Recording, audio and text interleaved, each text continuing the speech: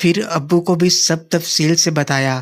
بولے اچھا، کیا اس بار پنچایت بلوائی، لیکن ان بچیوں کا کوئی قصور نہیں ہے؟ میں بولا فیصلہ پنچایت نے کیا تھا، اور آپ کو پتہ ہے کہ جو فیصلہ ہوتا ہے اس کو ماننا پڑتا ہے۔ بولے یہ تو ٹھیک ہے۔ میں بولا آپ کام چھوڑ کر کیوں واپس آ گئے؟ میرے ابو نے کہا میرے بیٹے سے کام زیادہ ضروری ہے کیا؟ پھر ساری فیملی اکٹھی بیٹھی رہی، لیکن شہزادی اور گلشیری خاموش اور چپ ہو کر ایک سائڈ پر بیٹھی تھی۔ ابو نے بھی ان کو تسلی دی کہ جلد ان کو ان کے گھر واپس بھجوا دیں گے، کسی طرح کوئی حل نکال کر، لیکن فی الحال ان کو یہاں رہنا پڑے گا، اور وہ دونوں بالکل میری بیٹیوں کی طرح رہیں گی۔ میں کوئی ظالم نہیں۔ میں اٹھا اور کمرے میں جانے لگا، کیونکہ ساری رات تو سو نہیں پایا تھا۔ کمرے میں آ کر تھوڑی دیر سو گیا۔ کچھ دیر بعد نور نے آ کر جگایا کہ آج کا سارا دن میرا ہے۔ میں بولا شہر جانا ہے اور آفس بھی۔ اس نے کہا ابو نے کہا ہے کہ آفس نہیں جانا، آج ریسٹ کرو۔ ابو کا حکم تھا تو ماننا تو تھا ہی، لیکن اس وقت دل گھر میں مشکل لگ رہا تھا۔ صبح سے سوتیلی ماں کے ساتھ ہوا سین بار بار یاد آ رہا تھا، اور بڑی مشکل سے خود کو روک پا رہا تھا۔ اتنے میں میری ساری بہنیں اور کزنس میرے روم میں آ گئیں۔ وہ ساری بہت خوبصورت لگ رہی تھیں۔ ان کو دیکھ کر مجھے سوتیلی ماں کا پیار یاد آنے لگا۔ ان سب کو دیکھ کر میرا برا حال ہو رہا تھا۔ دل کر رہا تھا کہ کسی کو پکڑ کر میچ کھیلنا شروع کر دوں۔ نور اور روپ تو تیار تھیں، لیکن سب کے سامنے تو کچھ نہیں کر سکتا تھا۔ سب مل کر باتیں کرنے لگے۔ نور اور روپ بار بار میری طرف دیکھ رہی تھیں، لیکن عصبہ بھی کسی سے کم نہ تھی۔ چڑھتی جوانی تھی۔ میں نے سوچا کوشش کی جائے تو لڑکی تیار ہے دینے کو۔ خیر، سارا دن انہوں نے اپنا آپ دکھا کر میرا برا حال کر دیا۔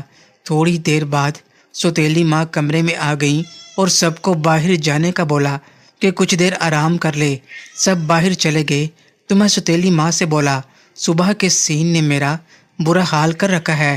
چھوٹو کو میں نے چپایا ہوا تھا، اس کو ڈھیلا چھوڑ دیا، جس کو سوتیلی ماں نے بھی دیکھ لیا۔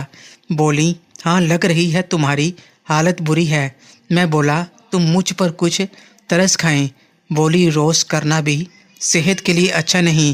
میں بولا مجھے نہیں پتا، کچھ کریں تو۔ وہ بولی کیا چاہتے ہو؟ میں بولا صبح آپ نے ہی آگ لگائی ہے، اب آپ ہی بجھائیں، اس وقت کوئی اور تو نہیں آ سکتی میرے روم میں۔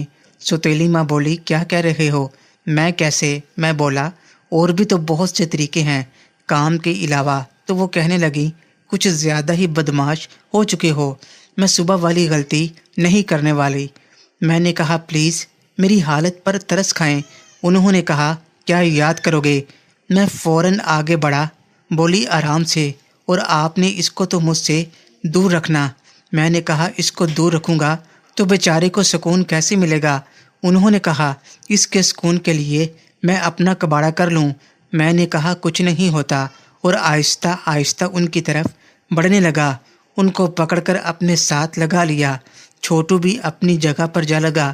سوتیلی ماں کہنے لگیں کہ میں نے منع کیا تھا کہ اس کو مجھ سے دور رکھو، لیکن تم نے اس کو ہی میرے پیچھے لگا دیا۔ میں نے کہا کیا کروں؟ آپ کو دیکھتے ہی بیچارہ بے بس ہو گیا۔ آپ ہو ہی اتنی خوبصورت اور پیاری۔ تو سوتیلی ماں بولی ہٹ بدمعاش، میں تو اب بوڑھی ہو چکی ہوں۔ میں نے کہا بوڑھے ہوں آپ کے دشمن۔ میں نے ان کو پکڑا اور ان کے اونٹوں پر جھک گیا اور بہت ہی جنونی طریقے سے کام کرنا شروع کر دیا۔ میرے ہاتھ ان کے پیچھے گھوم رہے تھے۔ ہم اتنے مگن تھے کہ دروازے پر دستک ہوئی اور ہم دونوں ایک دوسرے سے علیحدہ ہو گئے۔ ابو نے کہا میں ہوں۔ میں فوراً باتھ روم میں چلا گیا اور سوتیلی ماں نے دروازہ کھولا۔ ابو اندر داخل ہوئے تو انہوں نے سوتیلی ماں سے پوچھا کہ آفتاب کہاں ہے؟ تو انہوں نے جواب دیا وہ واش روم میں ہے۔ ابو نے کہا میں اس کی طبیعت پوچھنے آیا تھا۔ میں نے بھی کسی طرح خود کو نارمل کیا اور باہر آ گیا اور بیڈ پر بیٹھ گیا۔ ابو بولے کیسے ہو؟ میں بولا ابو جی ٹھیک ہوں۔ میں نے ابو سے کہا اب میں بڑا ہو گیا ہوں اور سردار بھی بن گیا ہوں، میں اب کچھ آزادی چاہتا ہوں۔ انہوں نے کہا بیٹا ہم سب تم سے بہت پیار کرتے ہیں، لیکن تمہاری بات بھی ٹھیک ہے۔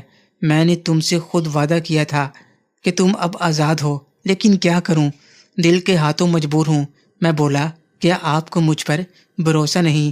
بولے، کیوں نہیں، تم پر بھروسہ۔ پھر کہنے لگے، بیٹا ٹھیک ہے، تم آزاد ہو، جہاں جانا چاہو جا سکتے ہو۔ پھر میں نے ان کو گلے لگایا۔ سوتیلی ماں نے کہا، میں آپ کو کب سے کہہ رہی ہوں کہ آپ کا بیٹا جوان ہے اور اوپر سے سردار بھی، اب اس کو اپنی لائف جینے دو۔ ان کے جانے کے بعد میں نے سوتیلی ماں کو پھر پکڑ لیا تو وہ خود کو مجھ سے چھڑانے لگیں۔ میں پھر دوبارہ سے ان کے ہونٹوں پر کام کرنا شروع کر دیا۔ پہلے تو وہ مجھے روکنے لگیں، پھر انہوں نے میرا ساتھ دینا شروع کر دیا۔ وہ مجھے اپنے اشاروں پر کنٹرول کرتی تھیں۔ میں پھر سے دوبارہ تیار ہو چکا تھا اور چھوٹو اپنی جگہ پر لگ چکا تھا۔ اچانک ان کے ہاتھ گھومتے ہوئے چھوٹو پر آ گئے اور انہوں نے اپنے ہاتھ کو آگے پیچھے شروع کر دیا۔ مجھے پتہ نہیں کیا ہوا، میں نے اپنا ہاتھ ان کے ڈال دیا تو ان کو ایک جھٹکا لگا۔ انہوں نے اور زور سے اپنے ہونٹ چلانے شروع کر دیے۔ میرا ہاتھ آزادانہ گھوم رہا تھا، میں بہت انجوائے کر رہا تھا۔ میں سوتیلی ماں کے ساتھ میچ تو نہیں کھیل پا رہا تھا، لیکن یہ کچھ کم نہیں تھا۔ ہم دونوں کافی حد تک آگے بڑھ چکے تھے۔ جب ان کا سانس پھول گیا تو وہ مجھ سے الگ ہوئیں، لیکن ان کے ہاتھ ابھی بھی چھوٹو پر تھے، تو انہوں نے چھوٹو کو لباس کی قید سے آزاد کر دیا۔